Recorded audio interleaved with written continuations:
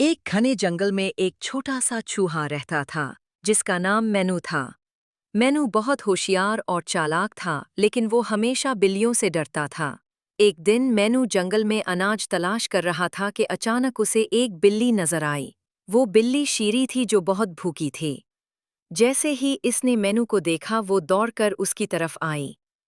मैनू फौरन भागा और एक दरख्त के नीचे छोटे से सुराख में छुप गया। शीरी रुक गई और मैनू से बोली, डर मत छोटे चूहे, मैं तुम्हें खाने नहीं आई, मैं दोस्त बनना चाहती हूँ। मैनू ने हैरत से पूछा, बिल्ली और चूहा दोस्त? ये कैसे हो सकता है?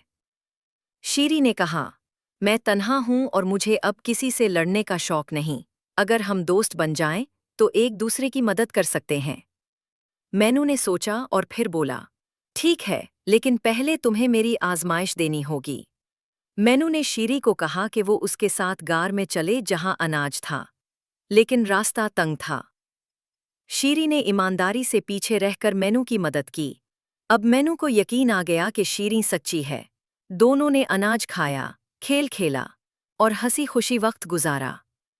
तब से जंगल में सब हैरान थे कि एक चूहा और बिल्ली बेहतरीन दोस्त कैसे बन गए। सबक: दोस्ती रंग, जात या फर्क नहीं देखती, सिर्फ दिल देखती है।